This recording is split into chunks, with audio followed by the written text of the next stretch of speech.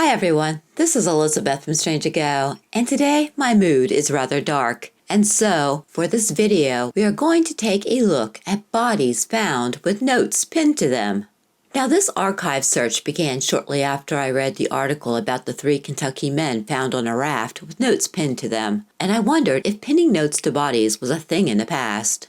And it was. Here is one of the Kentucky rafter articles from 1911. With their skulls crushed to a pulp and a note pinned to their lapels bearing the grim remark, "Dead men tell no tales," the bodies of 3 unknown raftsmen have been found in the Kentucky River at Campton, Wolfe County, in the Kentucky mountains. The bodies were tied to a log raft and had apparently been in the water several days. The authorities have taken the matter up and every possible effort has been made to identify the bodies, but without avail.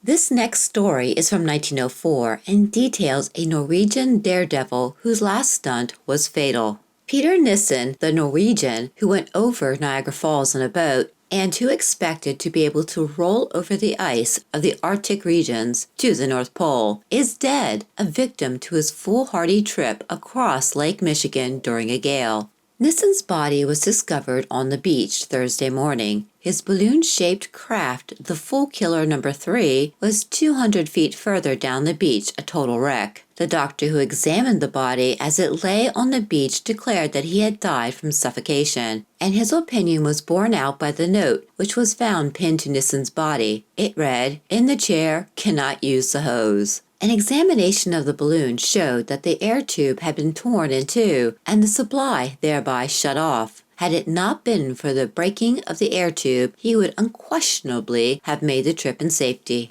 For this next story, we will read about a man who wanted to prevent his family from fighting over his money. From Out of Chicago, 1926. No relatives of John Kelnar will quarrel over the $4,000 he saved during his 63 years of life. He made sure that before he slashed his wrists and throat and died, he withdrew the entire amount from the bank, asking for it in new $10 bills, of which he made a bonfire. Police found charred remnants of the money when a note pinned to his body told the disposal of the savings, "Because I didn't want anybody to fight over it."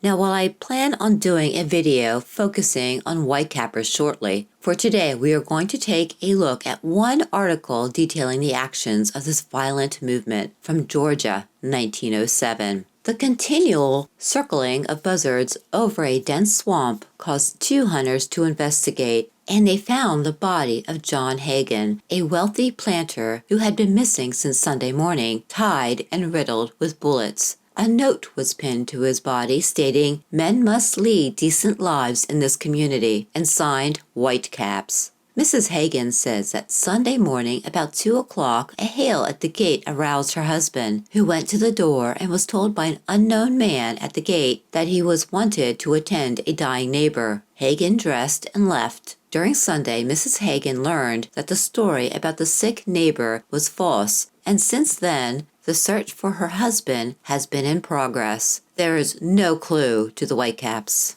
And finally, let's end on a more comical note. From out of Portland, Oregon, 1890. A burglar entered the house of M. Zan, a broom manufacturer, this morning and took $7. When Zan woke up, he found the following note pinned to his vest. "Anybody who snores as much as you do ought to be robbed." The burglar then went to the house of Mr. Lang nearby and took $476 in coin. And that is all I have for you right now. I want to say thank you to those who have been sharing their stories in the comments section.